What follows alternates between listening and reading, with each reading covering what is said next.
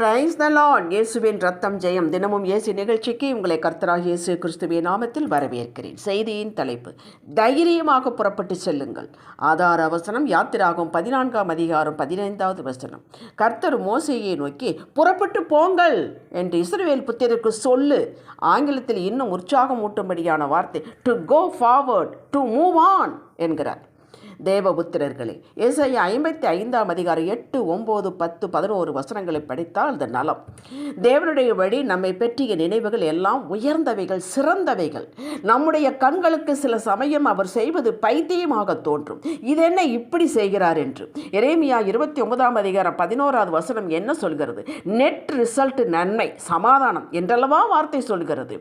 வேதம் முழுவதும் கர்த்தர் நம்மை பார்த்து பயப்பட வேண்டாம், கலங்க வேண்டாம், நான் உங்களுடனே இருக்கிறேன் என்றல்லவா சொல்கிறார்.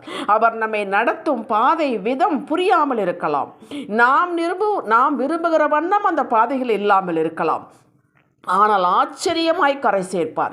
அவரை நம்பி வாழ்ந்தோர் வெட்கப்பட்டு போனதுண்டோ, நஷ்டம் அடைந்தது உண்டோ? இல்லவே இல்லை, சரித்திரமே இல்லை. அவர் யோசனையில் பெரியவரும் செயல்களிலே மகத்துவமானவர். நம்மை உலக தோற்றத்திற்கு முன்னே இயேசு கிறிஸ்துவுக்குள் முன் குறித்து அழைத்து நீதிமான்களாக்கி மகிமைப்படுத்தி வருகிறார் என்றல்லவா வேதம் சொல்லுகிறது. ரோமர் 8ஆம் அதிகாரம் 28, 29, 30 வசனங்களை உங்களுக்கு அனைத்து சந்தேகங்களும் தீர்ந்துவிடும். வாசியுங்கள். நம்முடைய காரியங்கள் எல்லாம் சகலமும் நன்மைக்கு ஏதுவாக நடக்கிறது. இதை நாம் அறிந்திருத்தல் அவசியம். நாம் ஒவ்வொருவருக்கும் ஒப்பற்ற திட்டம் வைத்திருக்கிறார். இதை முதல் நம்ம இருதயத்தில் நாம் பதித்து வைக்க வேண்டும். அவர் மரித்தது, உயிர்த்தது நாம் வாழ வேண்டும் என்பதற்காக. அவர் செத்தது நாம் வாழ வேண்டும் என்பதற்காக. இதை நீங்கள் எப்படியெல்லாம் நீங்கள் புரிந்து கொள்ள வேண்டும், அப்படி இருக வைத்துக் கொள்ளுங்கள், பிடித்து கொள்ளுங்கள். அப்படி செய்தவர் நீங்கள் வாழாமல் இருக்க விடுவாரா? இஸ்ரவேல் மக்களை அடிமைத்தனை வீடாகிய எகிப்திலிருந்து விடுதலையாக்கி அழைத்து வருகிறார். உங்களை கானான் கொண்டு சேர்ப்பேன் என்றார். இப்படித்தான் நமது வாழ்வின் பிரயாணமும் ஆரம்பித்தது. ரட்சிப்பிலிருந்து ஆபிரகாமின் அழைப்பு பிரயாணம் நமக்கு ஒரு நிழலாட்டம். இஸ்ரவேல் மக்களை வனாந்திர பாதையில் அழைத்து வந்தவர் திடீரென்று சிவந்த சமுத்திரத்துக்கு நேராக நடத்துகிறார். 25 லட்சம் மக்கள் சமுத்திரத்தை எப்படி கடப்பது? இது ஒரு புறம் இருக்க, பின்னால் திரும்பி பார்த்தால் எதிரியான பார்வோன் சேனை பின்தொடர்ந்து அருகில் வந்து விட்டார்கள். அவர்களை வரவழைத்ததே கர்த்தர் தான். இப்படியும் செய்வாரா? தொட்டியும் ஆட்டிவிட்டு பிள்ளையும் கிள்ளி விடுவது போல. மக்கள் திகைத்தார்கள், புலம்பினார்கள், அழுதார்கள். இந்த இடத்தில் தான் நாம் நிதானித்து பார்க்க வேண்டும். தேவனின் செயலை நம்ப வேண்டும். நிற்க வேண்டாம், புறப்பட்டு போங்கள் என்று மோசேயிடம் சொல்கிறார். புறப்பட்டு போனால் கடலுக்குள் தான் போய் மூழ்க வேண்டும். இது மக்களுடைய மனநிலை. தேவ திட்டம் இஸ்ரவேல் மக்களுக்கு புரியவில்லை. நின்று கொண்டு நான் செய்யும் ரட்சிப்பை பாருங்கள் என்றார். அதாவது நீங்கள் இப்பொழுது நிற்க வேண்டாம், பயணத்தை தடைப்படுத்த வேண்டாம், முன்னேறி செல்லுங்கள், கோ ஃபார்வர்ட், மூவ் ஆன் என்றார். அப்பத்தான் புரியும் தேவ செயல். இது கர்த்தரின் போக்கு. இன்று நம் வாழ்வின் பிரயாணத்திலும் இப்படித்தான் இருக்கிறது. எதையாவது காட்டுங்கள், அடையாளம் காட்டுங்கள், எதையாவது சொல்லுங்கள், கண்ணுக்கு பார்க்குறபடியாக செய்யுங்கள், நாம் முன்னேறி செல்வதற்கு, அடுத்த அடி எடுத்து வைப்பதற்கு என்று நாம் நினைக்கிறோம். அடுத்த அடி எடுத்து வைத்தால் நாசம்தான். இது நாம் எடுத்து வை, அற்புதம் காண்பாய், இது அவர். யோர்தானில் கால்களை வையுங்கள், நான் தண்ணீரை பின்னிட்டு போக செய்து உங்களுக்கு பாதை உண்டாக்கி தருவேன் என்கிறார் அவர். நம்மளுடைய மனம் என்ன தெரியுமா? யோர்தானை பிளந்து விடுங்கள், நாங்கள் போகிறோம் என்று. ஒரு நாளும் நடக்காது. கால் எடுத்து தைரியமாக வை, மூழ்கினாலும் பரவாயில்லை. சாத்ராக், மேஷாக், ஆபேத்நேகோ தான் எனக்கு ஞாபகத்துக்கு வருகிறார்கள். இந்த திருமண வாழ்வு உங்களிடம் ஜெபித்து அடையாளம் பெற்று உறுதி பெற்றுத்தானே நடத்தினோம்.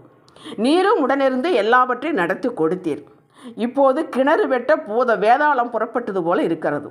இது தொடர முடியவில்லை. ஒரு நாள் கூட இந்த மனுஷனோட வாழ முடியாது, இந்த மனுஷியோடு வாழ முடியாது என்ற நிலையா?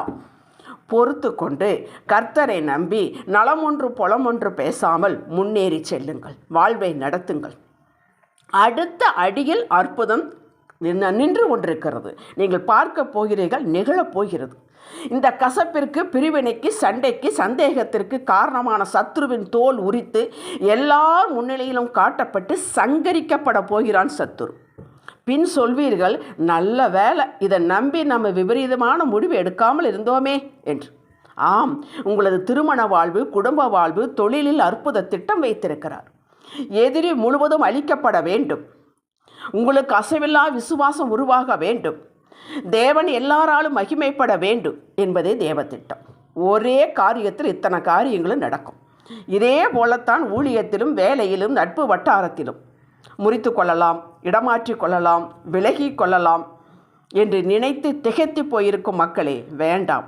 அப்படியே தொடர்ந்து சொல்கிறார் தேவன். தொடருங்கள், கோ ஃபார்வர்ட், மூவ் ஆன். அடுத்த நிலையில் மாபெரும் பிரேக் துருவ வைத்திருக்கிறார் கர்த்தர். உங்களை அழைத்தவர் உண்மையுள்ளவர். நீங்கள் அவதிப்படுவதை வேடிக்கை பார்ப்பவர் அல்ல. அவர் மனுஷரா என்ன? உங்களுக்கு எல்லாவற்றிலும் அற்புத திட்டத்தை வைத்திருக்கிறார். அவர் கொடுக்கும் அந்த பவர்ஃபுல்லான வார்த்தைகளை மீண்டும் கொடுக்கிறேன். Go forward, move on. தொடர்ந்து புறப்பட்டு செல்லுங்கள். அற்புதம் காண்பீர்கள், கடப்பீர்கள். செழிப்பான இடம் காத்திருக்கிறது. சங்கீதம் 66:12 வாசியுங்கள். ஜெபிக்கலாம். தகப்பனே, எங்கள் கண்களுக்கு ஒன்றுமே தெரியாவிட்டாலும், எங்கள் மூளையில் ஒன்றும் புலப்படாவிட்டாலும் நீர் சொல்வதால், நீர் எங்களோடு இருப்பதால் நாங்கள் வெற்றி அடைவோம், உம்மில் நிலைத்திருப்போம், பலன் பெறுவோம் என்று இயேசுவின் நாமத்தில் அறிக்கை செய்கிறோம் எங்கள் அருமை பிதாவே. ஆமேன். ஹல்லேலூயா.